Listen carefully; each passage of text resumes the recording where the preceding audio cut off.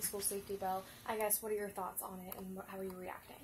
It was a little bit longer than what I thought. I've been reading it all morning, and the biggest change that I saw was the fact that they're not going to allow the normal classroom teacher to carry the weapon.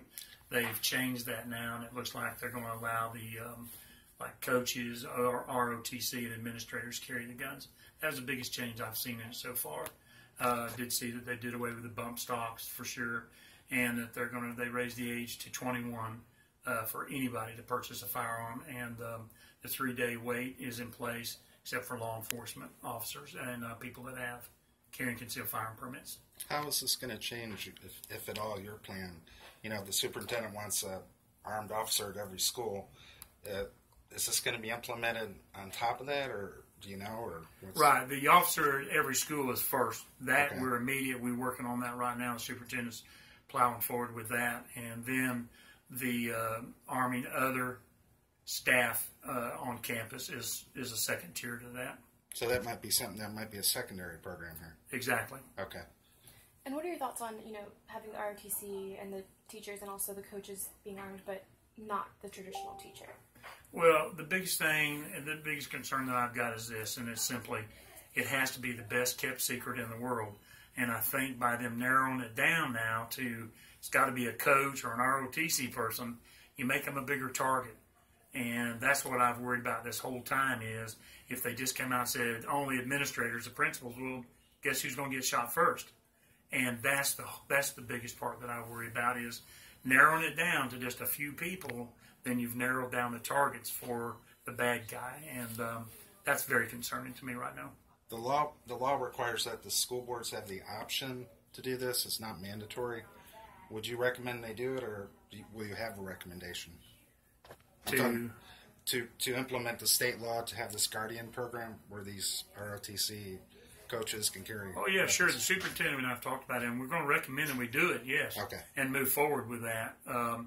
And like I said, the only concern I've got is now we've limited the number of targets that the bad guy knows about. Now all the teachers aren't involved; it's only a certain people, and that's what I was afraid of all along. If they just said principals were going to be the ones that carry the guns, well, you've zeroed in on the target for the bad guy, and now they've taken all the teachers out of it, and they're only going to have the ROTC or coaches or administrators. Now you've limited the targets for the bad guy. He's going to.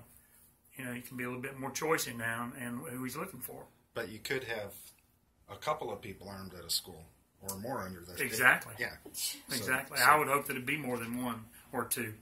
Because some of there's state funding that goes with these guardians, so that could. I know that you guys are planning to spend $250,000 on these law enforcement officers.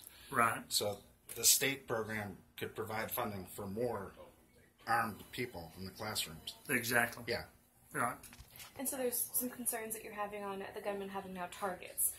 But overall, do you think this will better protect our students, and do you think that this would assure parents have a little bit more safety and faith in our school district? Absolutely. The only thing that's going to stop a bad guy with a gun is a good guy with a gun, and that's why we've said that we want to do this. I only had a couple of concerns, and the concern was we've got to keep this the best kept secret in the whole wide world, like the air marshals on an airplane. And when they did this yesterday, they narrowed the targets down for the bad guy, and by saying only a few people are going to be able to do this now. So that part I didn't really care for. But, we're going to proceed. We're going to do the best we can do with that. And hopefully that we get some good qualified candidates. Does the school board have to vote in favor of this? And is it coming up in the next meeting? I don't know. I don't know if it's going to be a school board policy policy or if it's a state law. Hasn't signed the law yet, so right. He's got to sign it first. So. Exactly. Yeah. And the other thing was, the other part that I really didn't like about that was, now you've got a teacher going to leave the classroom where he's got 25 kids they're responsible for to go fight a bad guy with an AR-15 with a handgun. That scares me. And so I had a couple of objections to it, or a couple of concerns to it, rather. But if they're going to pass the law and they're going to do it, it's got to be the best kept secret. Do you feel like it's at least a step in the right direction as far as what you'd like to see? Absolutely. Step in the right direction, yeah. And so, we say that there's a few people, so it'd be coaches, ROTC teachers. What's the ratio between, coaches and ROTC as far as traditional teachers? I know when I went to school, there was some coaches that were teachers as well. What are we looking at as far as, the comparison in numbers? I don't know. That's probably a better question for Superintendent Nussfeld because I don't know those numbers and he does. Perfect. And so tell me a little bit about what you would like to see as far as getting those concerns taken care of. What would you hope for the future of school safety? Well, I just wish they hadn't. You're talking about the firearm stuff? You're talking about all of the elements of it?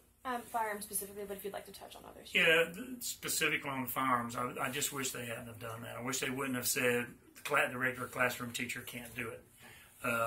Again, it limits the targets. And the second thing is I worry about them having to go out there and leave their classroom behind. And the superintendent and I have been discussing a pretty cool thing. I'm probably going to steal his headline here, but if he says the same thing, let him say it. He has come up with some devices that actually go on a gun. It's biometric, so your fingerprint is the only thing that can release that gun to operate. And so we've been looking at some of those because a lot of people are afraid that if the kids get a hold of the gun, they can use it. And these devices superintendent has come up with them that we've done some research on. Pretty cool. How do you think people are going to react to this locally if this ends up passing? We've been getting fielding calls for 2 or 3 weeks now, and it's about, it's half and half. Some people don't like it, some people do. Mm-hmm. And for some of the same reasons I just described to you, they're worried about the teacher leaving the classroom, leaving kids behind to go fight a bad guy that may have an AR-15 and all they have is a handgun. And again, a lot of them are worried about the kids getting the guns. That's the two main concerns we've heard. Anything else you'd like to add about the bill? I agree with the bump stock. Bump stocks are unnecessary right now.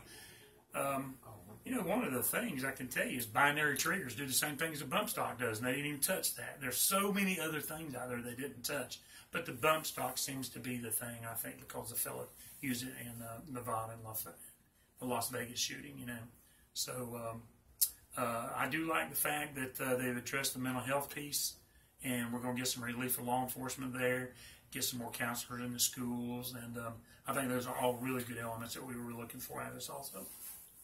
Great. Anything you guys got? So do you think that those elements kind of outweigh the concerns, or no? No, I don't think so. The biggest concern for law enforcement is there's no database for us to look at when we want to look at a line of suspects. Say, like we look at criminal records in the NCIC, National Crime Information Center, and we can see what a guy's criminal history is. So if we want to say we had a burglary in this neighborhood, or if we had a sexual assault or rape case in this neighborhood, and there was a white guy 6 foot tall, we could throw in the computer, white guys 6 foot tall that have done this before, come up with some options, okay? You can't do that with mental health. You can't throw it in there, white guy 6 foot tall has a mental health problem, because there's no database to research that for. And that's what we were looking for the legislators, to give law enforcement that very important tool, that database of people that have mental health problems that we can look at when we have these terrorist attacks and these shootings.